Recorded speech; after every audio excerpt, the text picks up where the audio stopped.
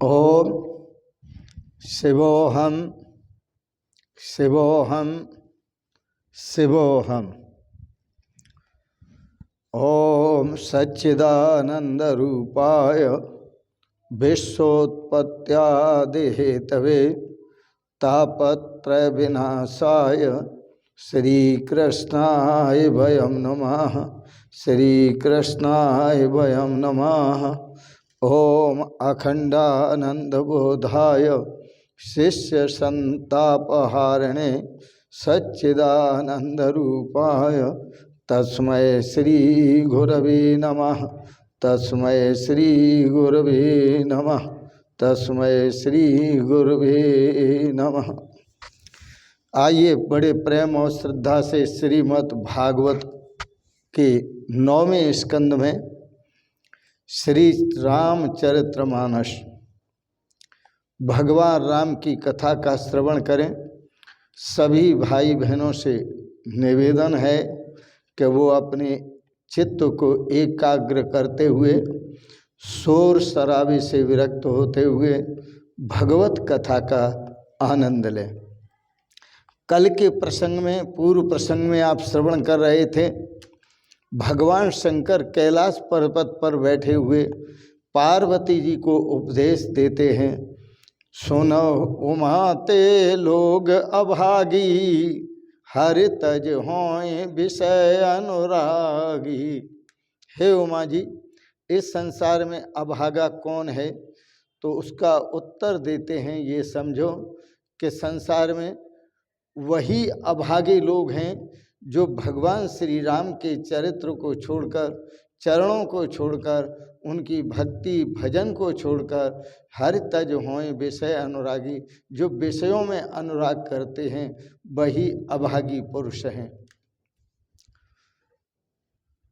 ताहि दीन गति राम उदारा, सबरी के आश्रम पग धारा।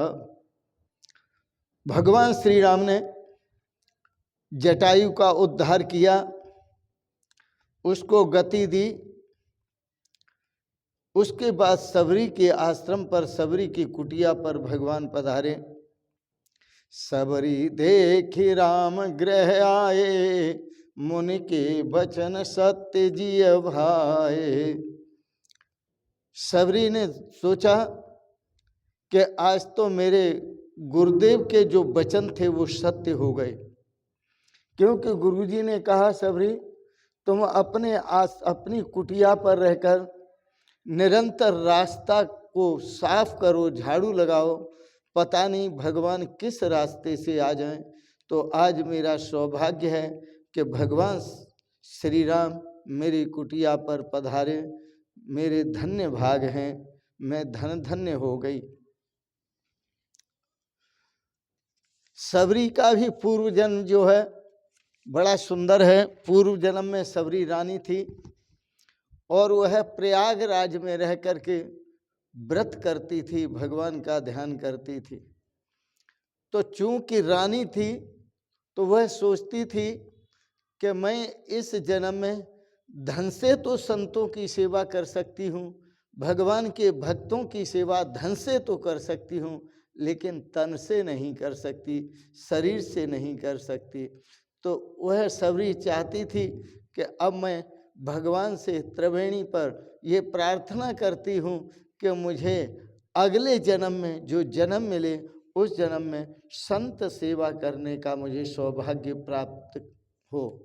तो सबरी की ऐसी भावना के अनुसार जब सबरी का शरीर शांत होता है तो उसके बाद उस रानी से उसे सबरी का जन्म मिला। और जब सबरी का जन्म मिला तो एक भील राजा के यहाँ वह आकर के पैदा हुई। उसके पिता उसके जब बड़ी हुई तो शादी की तैयारी करने लगे। तो जब शादी की तैयारी करते हैं तो बहुत सी बकरियां बकरे इकट्ठे कर लिए उन्होंने और दरवाजे पर बांध लिए। सबरी ने पूछा, पिताजी ये बकरियां कैसे दरवाजे पर बांध लिए हैं? हमारी संस्कृति तो कहती है कि गौ का पालन करना चाहिए, गौ का दूध घी सेवन करना चाहिए। तो हमारी संस्कृति तो गौ पालन किया, आपने बकरे बकरियां दरवाजे पर बांध रखे हैं, यह कि ऐसा क्यों? तो पिताजी ने कहा, बेटा अब तुम बड़ी हो गई हो, तुम्हारी शादी होने वाली है, सो तुम्हारी शादी में जो बाराती घराती होंगे उनको इनका भोज दिया जाएगा, अर्थात इनका मांस बना करके खिलाया जाएगा। सवरी ने सोचा, अरे ये तो बहुत पाप होगा, मेरी शादी के लिए इतनी जीवों की हत्या होगी, मेरा तो जीवन ही बेकार है। तो उसने सोचा कि अब मुझे पिता के घर में रहना नहीं चाहिए। मध्य रात्रि का समय था, सबरी अपने घर परिवार को छोड़ करके और वन में चली जाती है। और वन में जाकर वह पहुंची पंपा सरोवर के किनारे।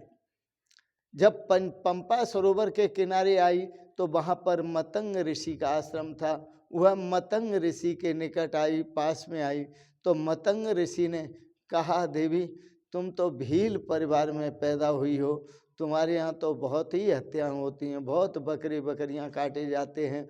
और उन्होंने कहा कि मतंग ऋषि ने कहा कि मैं भी वैसे हत्या करता हूँ, तो लेकिन वर्ष में एक बार मैं एक हाथी को मारता हूँ, और एक हाथी को मार करके मैं वर्ष भर उसी हाथी का एक का मांस भोज करता रहता हूँ और भजन करता रहता हूँ। तो यह शब्द मुझे तो जचता नहीं कि मतंग ऋषि ने ऐसा किया होगा, लेकिन कथानक ऐसा कहता है, कहती है, कथानक ऐसा कहता है, पर मेरा मन ऐसा नहीं कहता। तो ऋषि अन्य ऋषियों की निंदा करते हुए कहते हैं कि आपको कई जीवों की हत्या करनी पड़ती है, औरों को कई जीवों की हत्या करनी पड़ती है, पर मेरे यहाँ केवल एकमात्र एक जीव की हत्या की जाती है। सबरी वहाँ आई, सारा दिन किसी वृक्ष पर बैठी रहती थी और छुप कर के, और जब रात होती तो वो संतों के बीच में चली जाती थी और उनकी सेवा शुश्रूषा करती थी। सत्कर्मों से प्रसिद्धि, सत्कर्मों, जो सत्कर्म करता है और अपनी प्रसिद्धि चाहता है, तो प्रसिद्धि प्राप्त करने पर उसके पुण्य क्षीण हो जाते, उसका पुण्य नष्ट हो जाता है। किसी को दिखाने के लिए पुण्य नहीं किया जाता, पुण्य तो किया जाता है, वो गोपनीय रखा जाता है, क्योंकि हमने उसका लाभ परमात्मा की प्राप्ति रूप लाभ उठाना है, भगवत प्राप्ति रूप लाभ उठाना है। उससे मतंग ऋषि ने पूछा सबरी से कि तू कौन सी जाति की है? सबरी ने कहा, महाराज मैं किरात कन्या हूँ, भील कन्या हूँ। ऋषि ने उसे कहा, बेटा ठीक है, तुम किसी भी जाति की हो, लेकिन राम मंत्र का जाप करो और तुम्हारा कल्याण होगा। ऋषि ने उसे राम मंत्र की दीक्षा दी और उसके कल्याण की सद्भावना की कि जा तेरा कल्याण होगा, और जहाँ तू रहेगी वहाँ पर राम जी स्वयं चल कर के आएंगे। ऋषि ने कहा, तुम्हें मैंने राम मंत्र की दीक्षा दी है, तुम्हें इसमें श्रद्धा रखना, एक न एक दिन तेरी कुटिया पर भगवान श्री राम का आगमन होगा, वही तेरा उद्धार करेंगे। जप तप दान तीर्थ आदि सब कुछ करने पर भी यदि सच्चे संत की कृपा न हो, यदि सच्चे संत की कृपा न हो, सच्चे गुरु की कृपा न होगी, तब तक भक्ति सफल नहीं होती। भक्ति की सफलता का मूल मंत्र है सतगुरुदेव की कृपा। भक्ति की सफलता का मूल मंत्र है संतों की कृपा, और संतों की कृपा जिस पर हो जाती है उसकी भी भक्ति सफल होती है और उसे भगवान का भी दर्शन होता है। बड़े उत्साह से सबरी सेवा करने लगी संत महापुरुषों की, और सतत निरंतर सत्कर्म करने में लगे। सबरी की जो श्रद्धा थी वो अटूट श्रद्धा थी, दृढ़ श्रद्धा थी, उसका जो प्रेम था वो दृढ़ प्रेम था। वो वन से बेरों को लेके आती थी और बेरों को चख के रोज रखती थी।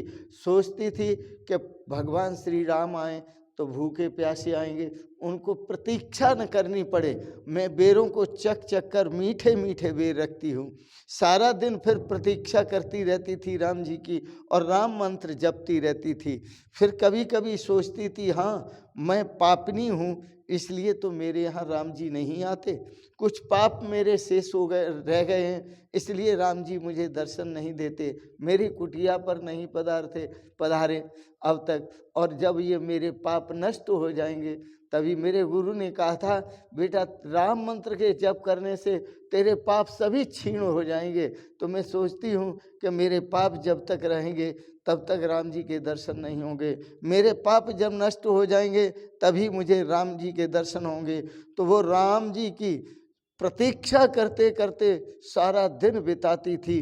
तो समय बिताते हुए वह वृद्ध हो गई और इसी आशा में वृद्ध हो गई कि उसने सोचा कि गुरुजी का वचन कभी खाली नहीं जाता, तो गुरुजी ने जो कहा है कभी तो सत्य होगा।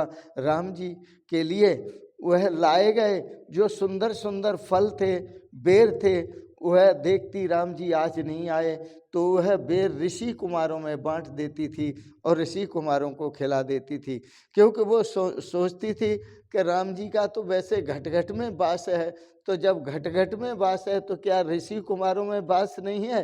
तो जो ऋषि कुमार मेरे बेरों को खाएंगे तो वो समझो राम जी को ही प्राप्त होंगे। आश्चर्य करने की इसमें आवश्यकता नहीं है। क्यों? कि भगवान तो सब जगह व्यापक हैं और सबके भीतर हैं, सबके अंदर वास करते हैं।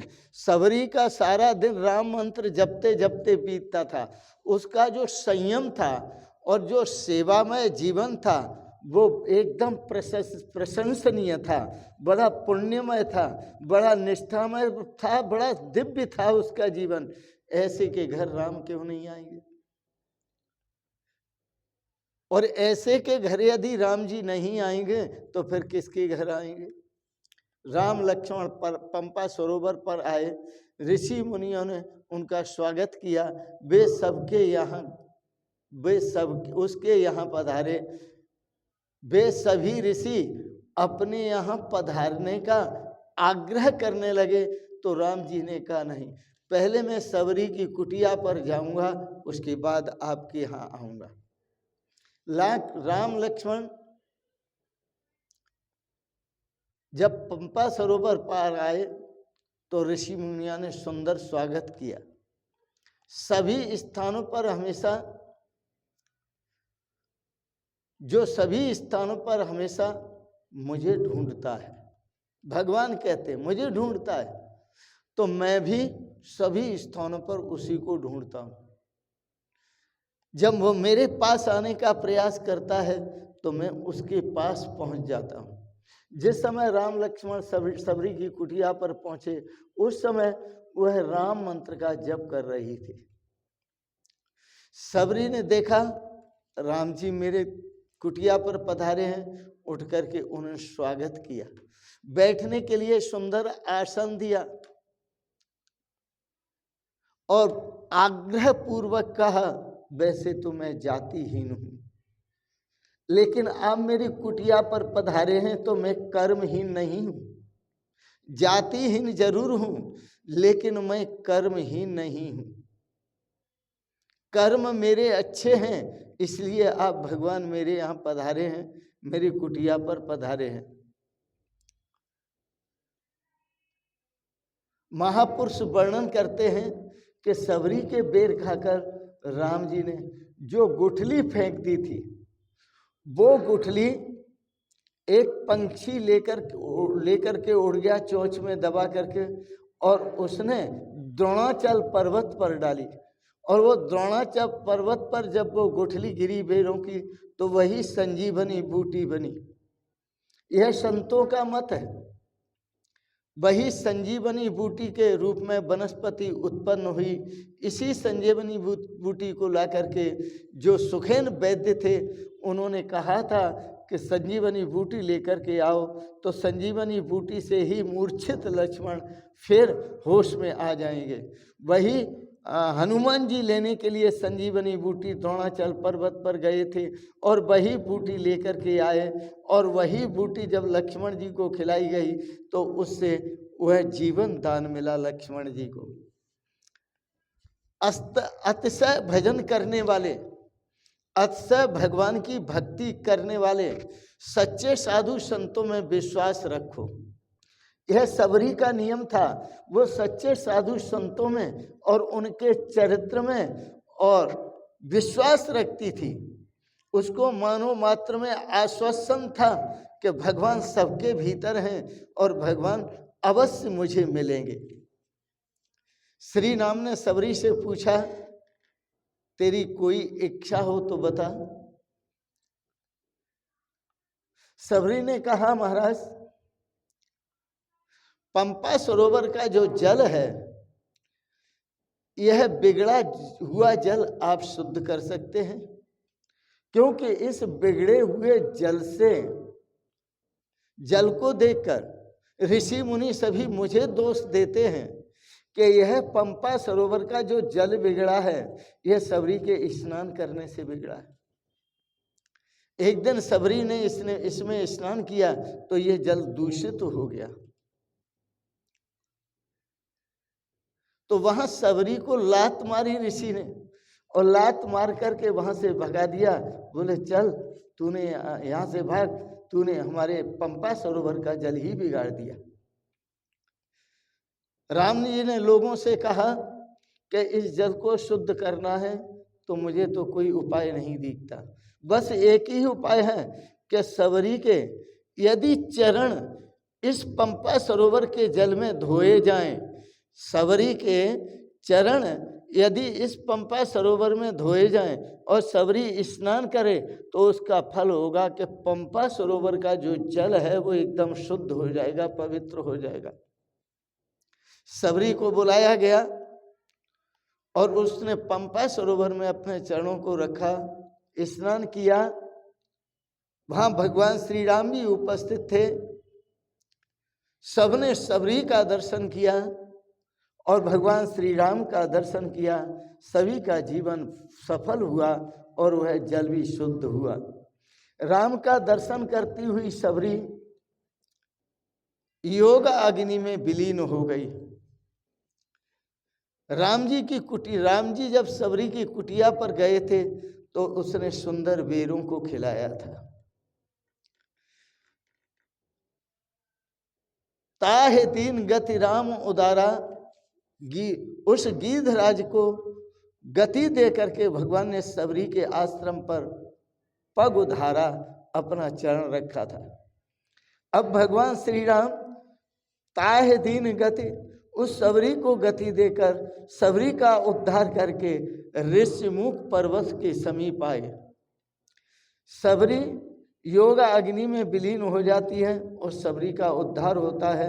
लेकिन सबरी के उद्धार करने से पहले सबरी को भगवान श्री राम ने नवदा भक्ति का उपदेश दिया है। और नवदा भक्ति का उपदेश देते हुए भगवान श्री राम ने कहा, सबरी यदि संत कहीं मिल जाएं तो उनका सत्संग जरूर करना, क्योंकि भक्ति का जो प्रारंभ होता है, संत चरण तीर्थ चल जाएं, जहाँ संतों के चरण पड़ते हैं वो तीर्थ हो जाते हैं, वहीं से भक्ति का प्रारंभ होता है। जीवन में जो भक्ति का संचार होता है वो भी संतों के सत्संग से ही भक्ति का संचार होता है। इसलिए सबरी, मैं तुझे एक बात कहता हूँ, 9 प्रकार की भक्ति होती है, उसका मैं तुझे उपदेश देता हूँ। नवदा भक्ति कहे भगवान, सबरी सुनो लगा कर कान। सबरी का मतलब सभी माताएं बहनें कान लगा करके सुनो कि नवदा भक्ति का उपदेश भगवान श्री राम ने सबरी को दिया। नवदा भक्ति कहें भगवान, सबरी हे देवी, हे सबरी, हे भीलनी, हे किरातनी, तुम कान लगा करके सुनो। प्रथम भक्ति संतन कर संगा, सबसे पहली भक्ति है संतों का सत्संग करो। जहाँ संत मिल जाएं वहाँ संतों के साथ बैठ करके कुछ सत्संग करो, क्यों? सत्संग से ही जीवन सफल होता है। तो प्रथम भक्ति संतन कर संगा, पहली भक्ति यह है कि संतों का सत्संग करो। सत्संगत दुर्लभ संसारा, निमिष दंड भरे एक बारा। सबरी जो सत्संगति है, संत महापुरुषों का संग है, वो बड़ा दुर्लभ है। एक बार का सत्संग भी बड़ा दुर्लभ है। सत्संगत दुर्लभ संसारा, संसार में दुर्लभ क्या है? किम दुर्लभम। जगत शंकराचार्य से पूछा किम दुर्लभम, संसार में दुर्लभ क्या है? तो सत्संगतिर ब्रह्म विचारणा च। जगदुर शंकराचार्य ने उत्तर दिया कि संत महापुरुषों का जो सत्संग है वो बहुत दुर्लभ है। और दूसरे नंबर पर जो ब्रह्म विचार है कि परमात्मा का स्वरूप क्या है, उसका जो तत्वतः जो स्वरूप है परमात्मा का वो क्या है, इसका जो विचार है वो बहुत दुर्लभ है। सत्संगत दुर्लभ संसारा, निमिष दंड भर एक बारा। एक क्षण भर का भी जो संत महापुरुषों का सत्संग है वो भी बहुत दुर्लभ है। तो हे सबरी, प्रथम भक्ति संतन कर संगा। पहली भक्ति ये है कि संतों का सत्संग करना। दूसरी रतमन कथा प्रसंगा। यदि कोई अच्छे संत नहीं मिल रहे हैं, अच्छा सत्संग नहीं मिल रहा है, तो कहीं मेरा कथा प्रसंग चल रहा हो। जैसे यहाँ पास में जो कथा प्रसंग चलता है दैनिक रूप से, रोज आप देखते हैं और सुनते हैं, वो स्वामी अनिरुद्धाचार्य, पंडित श्री अनिरुद्धाचार्य का चलता है।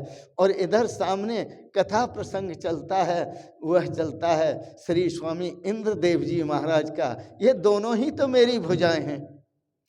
यहाँ दोनों के बीच में अपना आश्रम है। एक तरफ स्वामी अनिरुद्धाचार्य जी महाराज, पंडित श्री अनिरुद्धाचार्य जी महाराज हैं, तो दूसरी तरफ संत श्री इंद्रदेव जी महाराज हैं। इधर इंद्रदेव जी महाराज ज्ञान प्रधान कथा को करते हैं और उधर जो है लीलामयी कथाएं पंडित अनिरुद्धाचार्य जी महाराज करते हैं। तो दोनों की कथाएं बड़ी सुंदर कथाएं हैं। तो बड़े प्रेम से दूसरी रतमम कथा प्रसंगा, प्रथम भक्ति संतन कर संगा। पहली भक्ति तो यह है कि संत महापुरुषों का सत्संग करो, और दूसरी भक्ति, दूसरे नंबर पर भक्ति यह है कि मेरे कथा प्रसंगों को श्रवण करो। और तीसरी भक्ति गुरुपद पंकज सेवा, तीसरी भक्ति अमान। ये तीसरी भक्ति है कि अपने श्री सतगुरुदेव भगवान के श्री चरण कमलों की सेवा करो। गुरुपद पंकज, इसके दो अर्थ होते हैं। उनके श्री चरण कमलों की सेवा करो, और पद कहते हैं शब्दों के लिए वो जो आज्ञा देते हैं, उस उनकी जो जो आज्ञा हो उस आज्ञा का अनुसरण करो, उस आज्ञा के अनुसार जीवन जियो, उस आज्ञा के अनुसार अपने जीवन को ढालो। इसी में श्रेय और सौभाग्य की प्राप्ति है। यह तीसरी भक्ति है कि गुरुपद पंकज सेवा, तीसरी भक्ति अमान। लेकिन कभी मान मत रखो, हमेशा अमानी रहो। सबय मान प्रद आप अमानी, सबको मान दो लेकिन किसी से मान चाहो मत। और भगवान श्री राम कहते हैं चौथी भक्ति मम गुणगन करहु कपट तजगान। ये चौथी भक्ति है कि मेरे लीला गुणों का गायन करो। मेरे जो गुण हैं वो बहुत सारे गुण हैं, नाना प्रकार से ऋषि मुनियों ने उनका गायन किया है, विद्वान महारथी पंडितों ने भी उनका ज्ञान किया है, ब्राह्मणों ने भी गायन किया है।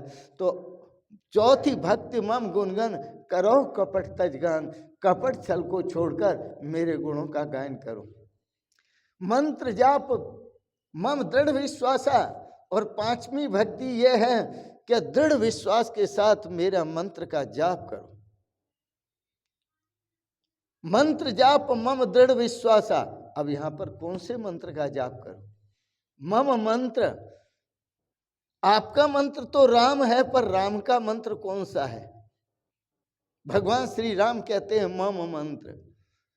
अब यहां कई संत अर्थ कर लेते हैं मम मंत्र का मतलब मेरा नाम, पर राम जी ऐसा नहीं कहते कि मेरा नाम जप करो। पंचम भजन सो वेद प्रकाशा, भगवान श्री राम तो कहते हैं जो वेद में प्रकाशित है उस मंत्र का, उस महामंत्र का जप करो। और वेद में जो प्रकाशित मंत्र है वो एको हंस है। हंस शब्द जो है यह महामंत्र है। हंस को उल्टा करो तो सोहम हो जाता है, और सोहम को उल्टा करो तो हंस हो जाता है। तो हंसा सोहम सोहम हंसा बार बार उल्टात निरंजन माला घट में फिरे दिन रात।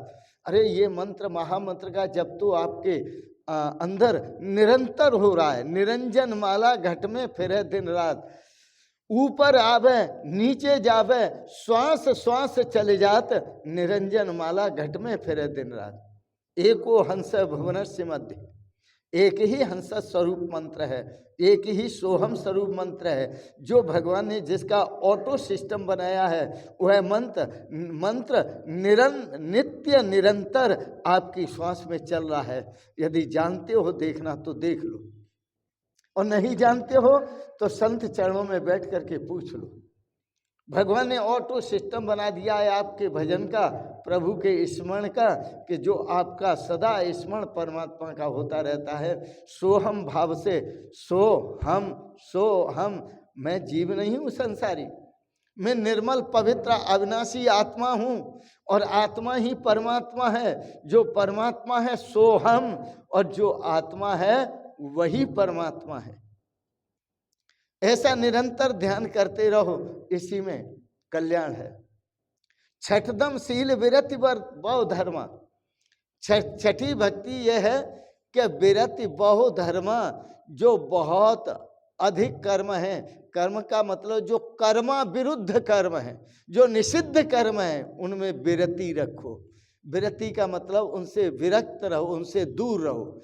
और जो शास्त्र विहित कर्म हैं, जिनकी शास्त्रों ने करने की आज्ञा दी है, उन कर्मों में निरत रहो। छठदम शील विरति बहु कर्मा, निरत निरंतर सज्जन धर्मा, जो सज्जनों के धर्म, साधु महापुरुषों के धर्म, साधु जन जिस मार्ग से गुजर गए हैं उसी मार्ग पर तो चलना तुम्हारा धर्म है। संत महापुरुषों का जो मार्ग होता है वो बहुजन सुखाय बहुजन हिताय होता है। वो बहुत लोगों को सुख देने वाला और बहुत लोगों का हित करने वाला मार्ग होता है। असज्जनों का जो मार्ग होता है वो स्वार्थ से सना हुआ मार्ग होता है। बस मैं और मेरे बच्चे सुखी रहें, मेरे परिवार सुखी रहे, और किसी से कोई मतलब नहीं। लेकिन जो साधुओं का मार्ग होता है, सज्जन महापुरुषों का मार्ग होता है, उनका तो मार्ग होता है सर्वे भवन्तु सुखिनः। वो चाहते हैं कि सभी सुखी हों। सर्वे सन्तु निरामया, वो चाहते हैं कि सभी निरामय हों, अर्थात रोगों से रहित हों। सर्वे भद्राणि पश्यन्ति, और सभी अपने अपने कल्याण को प्राप्त हों। माँ कश्चित् दुख भाग भवेत्, हमारे सामने आने वाला कभी कोई दुख का भागी न हो, वो हमेशा सुख और शांति को प्राप्त हो। तो छठदम शील विरति बहु कर्मा, निरत निरंतर सज्जन धर्मा, जो सज्जनों ने जिस धर्म का आचरण किया है उसी धर्म में आप, उसी धर्म के आचरण में निरत रहो, उसी में लगे रहो। महाजनों ये न गता से पंथा, सज्जन महापुरुष संत महापुरुष जिस मार्ग से गुजर जाते हैं वही तो रास्ता बन जाता है, वही हमारे लिए मार्ग है, और वही हमारे लिए मार्गदर्शन करके जाते हैं। हमें उसी रास्ते पर चलना चाहिए। भगवान श्री राम ने कहा सबरी सातवीं भक्ति सुनो, सातम सम मोमय जग देखा, मोते अधिक संत कर लेखा। कि सातवीं भक्ति ये है कि सारे जगत को मेरे स्वरूप में देखो। जड़ चेतन जग जीव जत, सकल राममय जान, बंदों सबके पद कमल सदा जोर युगपान। ये संतों की भाषा है कि जड़ चेतन चर अचर जो कुछ भी दिखाई दे रहा है यह सब मेरे इष्ट देव राम का स्वरूप है। इसलिए मैं सबको प्रणाम करता हूँ और सबके रूप में अपने इष्ट देव श्री राम जी को प्रणाम करता हूँ। तो सातम सम मोमय जग देखा, भगवान श्री राम कहते हैं ये सारे चर अचर संसार को मेरे में देखना, ये सातवीं भक्ति है, मेरा स्वरूप देखना। मोते अधिक संत कर लेखा, और कहीं संत सतगुरु मिल जाए, अच्छे संत तत्व ज्ञानी महापुरुष मिल जाए तो उनको तो मेरे से भी अधिक देखना, क्योंकि मैं भी उन्हीं संत चरणों में लौटने वाला हूँ। मैं भी उन्हीं संत चरणों की खाक छानने वाला हूँ। कभी विश्वामित्र जी के चरणों की खाक छानता हूँ, तो कभी वशिष्ठ जी के चरणों, गुरु वशिष्ठ जी के चरणों की खाक छानता हूँ, तो कभी महर्षि रैक्य ऋषि के चरणों की खाक छानता हूँ। शस्त्र विद्या राक्षसों का संहार करने के लिए, शस्त्र विद्या सीखने के लिए विश्वामित्र, गुरु विश्वामित्र जी के चरणों की खाक छानता रहा मैं। और जो ब्रह्म विद्या है, जो शास्त्र विद्या है, उस शास्त्र विद्या को सीखने के लिए मैं भगवान वशिष्ठ जो गुरुदेव हैं उनके चरणों की खाक छानता रहा। और जो ब्रह्म विद्या है जिससे आत्मज्ञान होता है, जिसके लिए कहा आत्मज्ञान बिना नर भटके, कोई मथुरा कोई काशी, मुझे सुन सुन आवे हंसी। तो उस ब्रह्म विद्या को, आत्म विद्या को प्राप्त करने के लिए मैंने महर्षि रैक्व के श्री चरणों की खाक छानी। जब तक गुरुओं के श्री चरण कमलों की शरण नहीं लेते हम, तब तक हमें हमारे श्रेय की प्राप्ति नहीं होती। शस्त्र विद्या सीखनी है तो गुरु सिखाते हैं, शास्त्र विद्या सीखनी है तो गुरुजन सिखाते हैं, और ब्रह्म विद्या सीखनी होती है तो गुरुजन सिखाते हैं। तो सातम सम मोमय जे जग देखा, और मोते अधिक संत कर लेखा। इसलिए हे सबरी, मैं भी उन्हीं के महापुरुषों के चरणों का किंकर हूँ। जब वो मिल जाए तो उन्हें मुझसे भी अधिक समझना। सातम यथा लाभ संतोषा, और सबरी सातवीं भक्ति ये है कि हमारे प्रारब्ध से जो भोजन, जैसा भोजन जब प्राप्त हो जाए उसी में संतुष्ट रहना। सातम सम मोमय जग देखा, मोते अधिक संत कर लेखा। आठम यथा लाभ संतोषा, आठवीं भक्ति ये है कि जब जैसा जहाँ भोजन हमारे प्रारब्ध के अनुसार प्राप्त हो जाए उसी को पाकर के अपनी क्षुधा की निवृत्ति करनी और भगवान का भजन करना। आठम यथा लाभ संतोषा, सपने उन्हें देखे पर दोषा। दूसरों में दोष स्वप्न में भी नहीं देखना चाहिए, क्योंकि जो मिल रहा है, चाहे तो अच्छा मिल रहा है चाहे बुरा मिल रहा है, वो हमारे प्रारब्ध से मिल रहा है, जो हमारे कर्मों का फल है। और जो भी मिल रहा है वो, चाहे हमें दुख मिल रहा है चाहे सुख मिल रहा है, वो हमारे प्रारब्ध से मिल रहा है, वो हमारे पूर्व कर्मों का फल है। और जो हमें यश मिल रहा है, अपयश मिल रहा है, लाभ मिल रहा है या हानि मिल रही है, जो कुछ भी मिल रहा है, जीवन मिल रहा है या मरण मिल रहा है, यह सब हमारे प्रारब्ध का फल है, हमारे कर्मों का ही फल है, जो प्रारब्ध रूप में हमें प्राप्त हो जाता है, तो हो रहा है। तो इसलिए आठम यथा लाभ संतोषा, जो जैसा जब मिल जाए उसी में संतोष करना। सपने उन्हें देखे पर दोषा, दूसरों में कभी दोष नहीं देखना चाहिए, क्योंकि सभी तो भगवान का स्वरूप है। नवम सरल सब सन छल हीना, और नौवीं भक्ति सबरी ये है कि सभी के साथ छल से रहित रहो। नवम सरल सब सन छल हीना, अपना स्वभाव सरल रखो। सरल स्वभाव न मन कुटिलाई, मन में कोई कुटिलता नहीं होनी चाहिए। सरल स्वभाव न मन कुटिलाई, भजिए राम सब काम बिहाई। सरल स्वभाव रखो, मन को पवित्र रखो, कुटिलता से रहित रखो, और छल कपट को त्याग करके भगवान का भजन करो, इसी में श्रेय है। नवम सरल सब सन छल हीना, मम भरोस, और सबरी मेरे पर भरोसा रखो। मम भरोस ये हर्षण दीना, यदि कोई अच्छा लाभ होता है, अच्छा पदार्थ प्राप्त होता है, अच्छे लोग प्राप्त होते हैं तो हर्षित मत हो।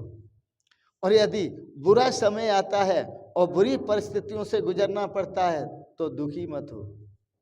नवम सरल सब सन छल हीना, सबके साथ छल से रहित रहो। मम भरोसा, मेरे पर भरोसा रखो, मैं तुम्हारे सब संकटों को दूर करूंगा, तुम्हारी समस्त समस्याओं को सुलझाऊंगा, समस्त परिस्थितियों से, बुरी परिस्थितियों से तुम्हें निकालूंगा, मैं तुम्हें बाहर करूंगा। तो नवम सरल सब सन छल हीना, मम भरोस, मेरे पर भरोसा रखो। ही हर्षण दीना, कभी मन में हर्षित मत हो और मन से दुखी मत हो। तो इस प्रकार से नवदा भक्ति का उपदेश भगवान श्री राम ने सबरी को दिया, और सबरी भगवान श्री राम का ध्यान करते हुए वह योगा अग्नि में लीन हो जाती है, भगवान के स्वरूप के साथ एक हो जाती है, और वह अपने श्रेय को और सौभाग्य को प्राप्त करती है, अपने कल्याण को प्राप्त करती है, वह निर्वाण पद को प्राप्त करती है। इन शब्दों के साथ ही आज के प्रसंग को यहीं विराम देंगे। आपने बड़े प्रेम और श्रद्धा से श्रीमद् भागवत के कथा प्रसंगों को श्रवण किया, इसके लिए बहुत बहुत अनुग्रहित हैं। आप सबके प्रति भगवान से कोटि से मंगलमयी शुभकामनाएं करते हैं। भगवान आपको सदा स्वस्थ और सुखी रखें। सपरिवार आप सबका मन भगवान के श्री चरण कमलों में लगा रहे। इन शब्दों के साथ ही आप सबके प्रति बहुत बहुत शुभकामनाएं, बहुत बहुत आशीर्वाद और आपको बहुत बहुत प्रणाम प्रणाम प्रणाम। शिवोहम शिवोहम शिवोहम।